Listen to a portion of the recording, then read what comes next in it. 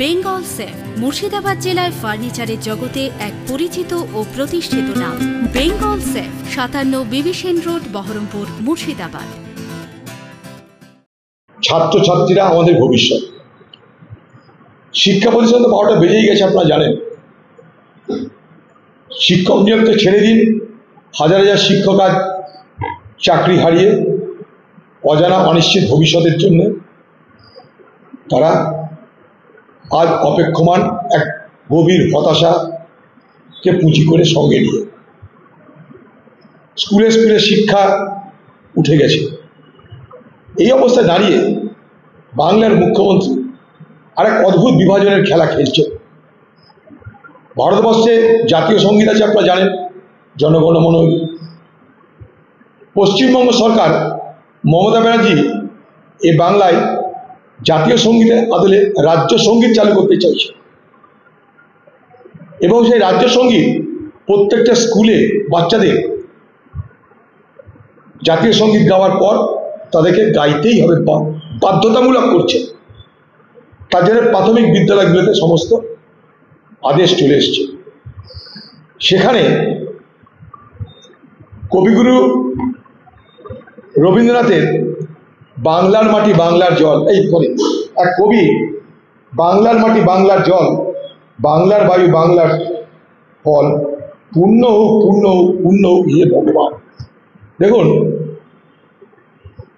বাচ্চাদের যদি আমরা বলি পূর্ণ হোক হে ভগবান, তাহলে মুসলিম সম্প্রদায়ের বাচ্চারা তাদের জন্য কিন্তু মুসলমান সম্প্রদায় এটা মানবে না।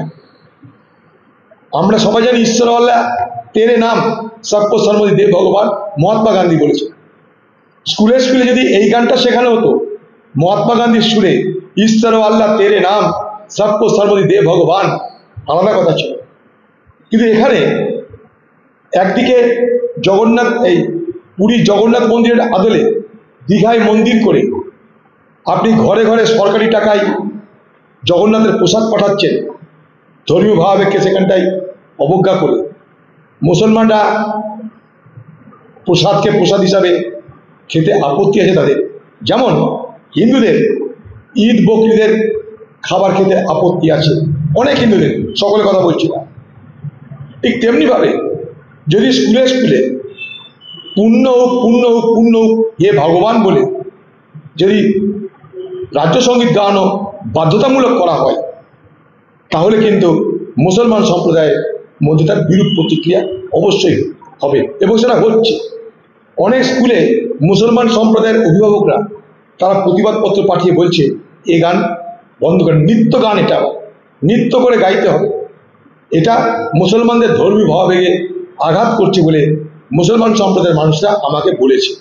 আমি সেই জায়গাটায় দাঁড়িয়ে আপনাদের মাধ্যমে পশ্চিমবঙ্গ সরকারকে দাবি করব যে মুসলমান সম্প্রদায়ের ভাবাবেগকে আঘাত করে আপনারা জবরদস্তি রাজ্য সঙ্গীতকে সামনে রেখে নৃত্যগীতির মধ্য দিয়ে বাধ্যতামূলকভাবে সেখানটায় হে ভগবান বলানোর চেষ্টাটা না করায় বাঞ্ছনীয়। কারণ হিন্দুরা যাকে ভগবান বলে, মুসলমানরা আল্লাহ বলে, কিন্তু কোনো হিন্দু সকালবেলা ভগবানকে নাম করে, তারা আল্লাহর নাম করে না। ঠিক তেমনিভাবে মুসলমান সকাল উঠে আল্লাহর নাম করে, ভগবানের নাম করে না।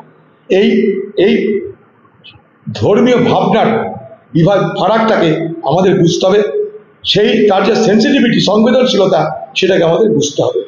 গায়ের জোরে আপনি স্কুলে স্কুলে জয় ভগবান হে ভগবান সকলকে গাওয়ানোর জন্যে যে নতুন কায়দা শুরু করেছেন বাংলার মুখ্যমন্ত্রী, সেটা আপনি বন্ধ করুন। কখনো জয় শ্রীরামের বিরোধিতা করেন আপনি মুসলমানদের খুশি করার জন্যে। এবার পূর্ণ হোক হে ভগবান এই নৃত্যগীত বাধ্যতামূলক করার মধ্যে দিয়ে কাকে খুশি করতে চাইছেন আপনি জানেন, কিন্তু বাংলার সমাজ যেটাকে মেনে নেবে আপনি সে কাজ করুন। সকলের জন্য যেটা মানানসই হবে সে কাজ করুন।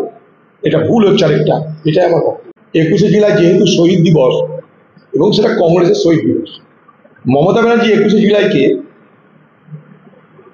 তার রাজনৈতিক হাতিয়ার করেছেন।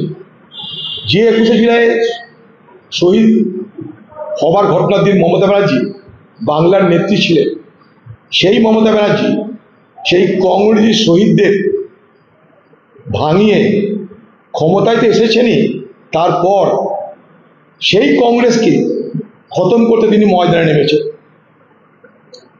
সেই দিনের শহীদরা কংগ্রেস দলকে বাংলায় শক্তিশালী করে রক্ষা করবার জন্য শহীদ হয়েছিল। আর সেই দলকে খতম করে শহীদদেরকে তিনি ডবল করে বলি দিলেন। 2 নম্বর কথা, সেদিন যে 13টা যুবককে যে হত্যা হতে হয়েছিল, হত্যা লীলা চলেছিল কলকাতাতে, যারা যারা অভিযুক্ত অফিসার সকলে মমতা ব্যানার্জি সরকার বলে পুরস্কৃত হয়েছে, প্রাইজ পেয়েছে। কেউ এমএলএ হয়েছেন, কেউ মন্ত্রী হয়েছেন, কেউ শান্তি হয়েছেন, কারো সাজা হয়নি, কারো শাস্তি হয়নি। মমতা ব্যানার্জি প্রতিশ্রুতি ভঙ্গকারী একজন মুখ্যমন্ত্রী। তাই 21শে জুলাইয়ের পবিত্রতা আমাদের আছে। যখন বাংলা জুড়ে অরাজকতা, বাংলা জুড়ে ঘরের মেয়ের আটকে ধর্ষিতা, নিগৃহীতা, আরজি করে ঘটনায় চিকিৎসক পড়ুয়া ধর্ষিতা এবং তাকে হত্যা করা হলো, তার তদন্ত হলো না, তার বিচার হলো না। সরকার মমতা ব্যানার্জির, মুখ্যমন্ত্রী মমতা ব্যানার্জি, পুলিশ মন্ত্রী মমতা ব্যানার্জি, তার বিচার হলো না। সে আমাদের সঙ্গে শহীদ। মানুষের জন্য কাজ করতে গিয়ে আরজি কর কাণ্ডে অন্যায়ের প্রতিবাদ করতে গিয়ে আরজি করের ঘটনায় তাকে হত্যা করে দেওয়া হয়েছে।